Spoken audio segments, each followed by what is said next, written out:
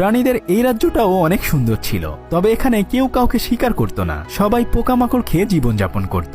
তারা দুজন তখন সিম্বাকে বলে, এখানে থাকতে হলে কোনো প্রাণীকে হত্যা করা যাবে না, সবার সাথে মিলেমিশে থাকতে হবে। সিম্বা তখন নিরুপায় হয়ে সেখানে পোকামাকড় খাওয়া শিখে নেয়। এখানেই সিম্বা নতুন প্রাণীদের সাথে নিজেকে খাপ খাইয়ে নেয়। আস্তে আস্তে সে মস্ত বড় একটা সিংহতে পরিণত হয়। কিন্তু ওদিকে রাজা মুফাসা মারা যাওয়ার পরে স্কার হায়েনাদেরকে সাথে নিয়ে ওই রাজ্যের অবস্থা খারাপ করে দিয়েছে। হায়েনারা এক এক করে অনেক প্রাণী শিকার করে খেয়ে ফেলেছে।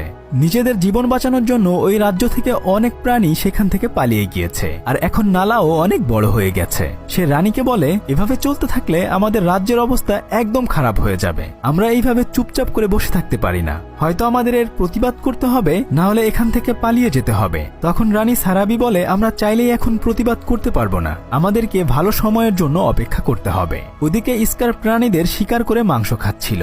রানী এসে স্কারকে বলে, প্রাণীদের শিকার করা এখন তো ছেলে খেলা হয়ে গেছে। স্কার তখন রানীকে বলে, এই রাজ্যের সবচেয়ে শক্তিশালী প্রাণী হচ্ছে আমি, তাই আমি যাকে খুশি তাকেই শিকার করতে পারি। তাছাড়া আমার সামনে দাঁড়ানোর মতো ক্ষমতা কারোরই নেই। তবে তুমি আর কতকাল একা একা থাকবে, বরং তুমি আমাকে তোমার রাজা হিসেবে মেনে নাও।